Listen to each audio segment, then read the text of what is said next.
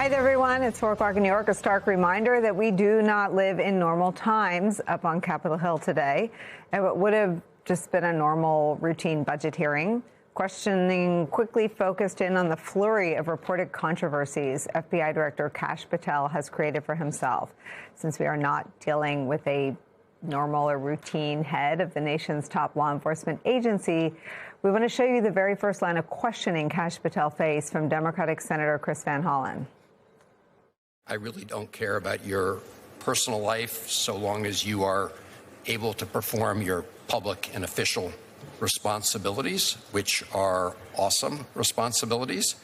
Multiple reports, including reporting by The Atlantic, have alleged episodes of excessive drinking, unexplained absences, and behavior that concern current and former FBI and DOJ officials. You have publicly denied those allegations and filed a defamation lawsuit. So today, as you testify before Congress, is it your testimony that those allegations are categorically false? Unequivocally, categorically false. So there have been no occasions during your tenure when FBI personnel were unable to promptly reach you? Absolutely not. You can ask my entire workforce. They hear from me at every single hour of the day, as do these great gentlemen here, as do the men and women of the interagency and state and local law enforcement and the White House. And so there have been no occasions when your security detail had difficulty waking or locating you. Is that right? Nope, it's a total farce. I don't even know where you get this stuff, but it doesn't make it credible because you say so. I'm not saying it, Director Patel.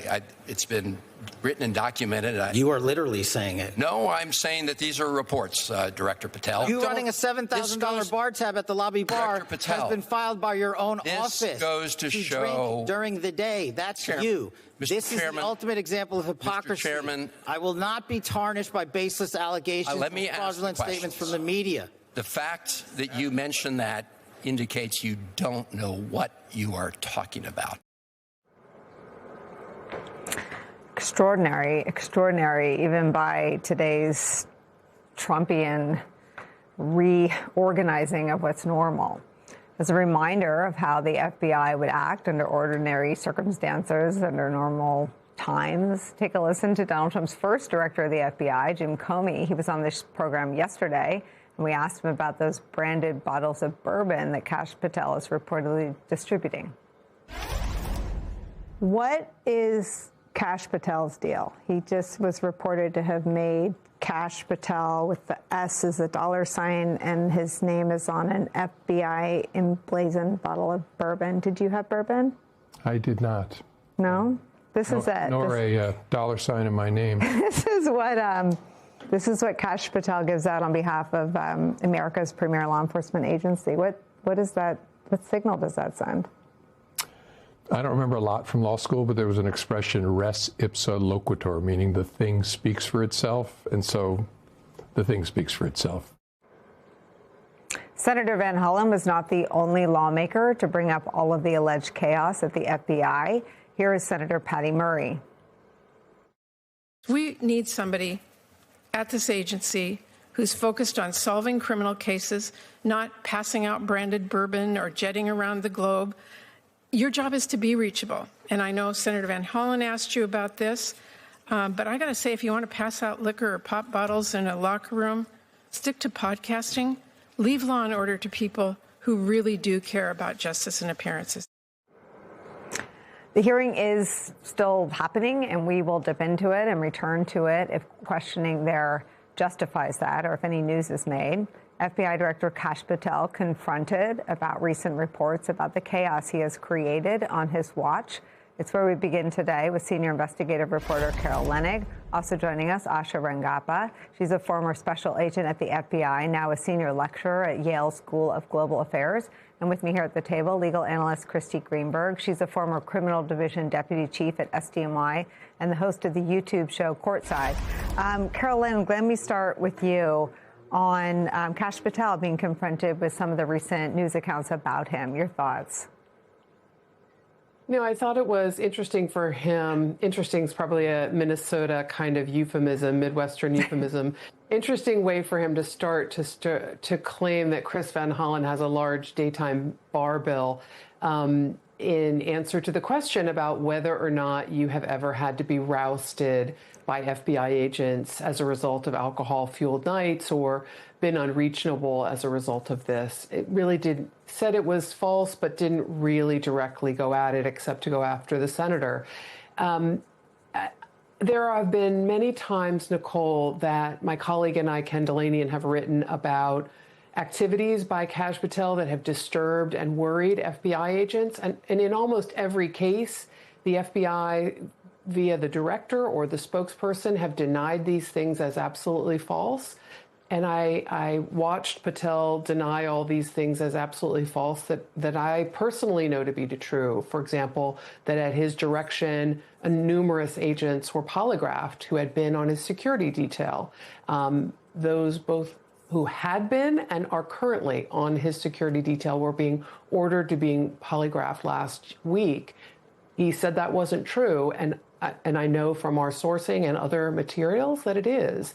So it worries me to see this kind of pushback, but I understand from the sources we have inside the FBI and the Justice Department that Kash Patel is really trying to put down all of this reporting and squelch it because his job is really on the line. Let me just make sure I understand what you're saying. Did he lie before Congress today?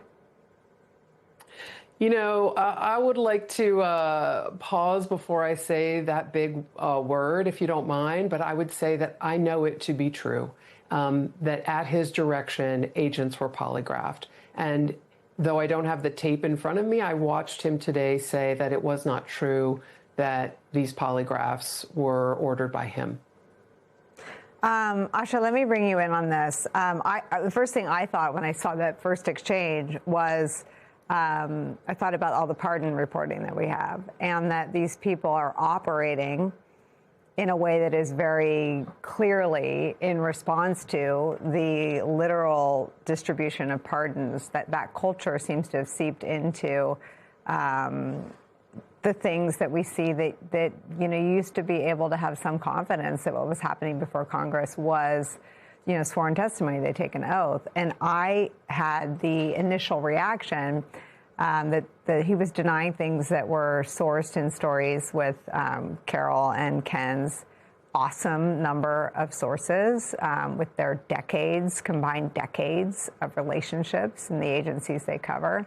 The Atlantic's, dozens of sources. And to come out and categorically basically smear all that reporting as false felt like a new chapter in his leadership at the FBI. What did you think?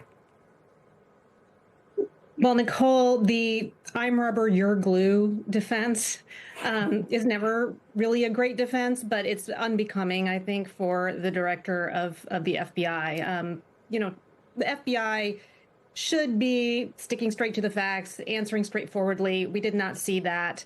And I think to your point, Nicole, what we're seeing, I think, is a manifestation of a culture of impunity, because really what is the deterrent for him? Even if he were to not tell the truth under oath, what enforcement is there? I think we can expect that all of these people are going to have pardons on their way out the door. I think that's what you're getting at. So there's no real incentive here. And, that's the culture that's been built. And there's also a personalist culture. I just want to add this, in terms of the signature bourbon bottles, et cetera.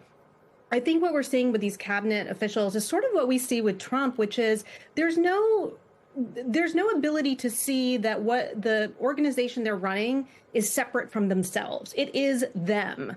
For Kash Patel, he is the bureau. And so, he slaps his name on everything, challenge coins, bourbon bottles. I have to tell you, there's a lot of merch that's FBI, branded. I've never seen anything with an FBI director on it, with the exception maybe of J. Edgar Hoover, but, he's Hoover. Mm-hmm. So I think this is just a whole culture that we're seeing manifest right now. Let me show all of you two pieces of sound. This is Kash Patel's response to a question about morale, and then this is Brian Driscoll reacting to the political purges that happened on Kash Patel's watch.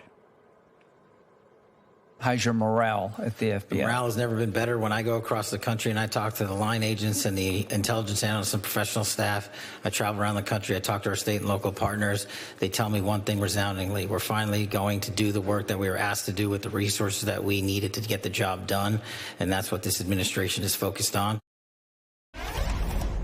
There was never any specific allegations or accusations coming from Beauvais that, these people on this list committed some kind of legal or policy violation. In the lawsuit, it says that Beauvais told you that an allegation of misconduct was not necessary for him to terminate FBI personnel if he subjectively felt a loss of confidence in their ability to carry out the president's agenda. When that request was made, we take it in.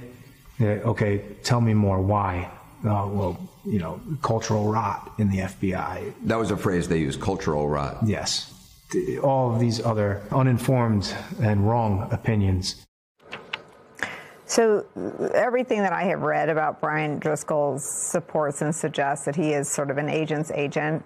I think one of the attempts he made publicly to try to save his job and protect those around him, which seems to be the motivating factor for most of the agents, to protect people under them and around them, was this very sort of Trump-friendly list of top 10 bad guys they caught. This is someone who tried to stay, tried to hold the line, and left and described basically bogus predicates for the political purges of agents who worked on the cases into Donald Trump. Asha, what is the true answer to the question, how's the morale at the FBI? Well, Carol will have more sources than I do, but some of the words that the people that I know who are still there are using are clown show, utter chaos, and I think the morale is very low. I mean, this is a conservative small C organization. I think they thrive on sort of being a very steady ship, and that's just not what it's been under Patel's watch.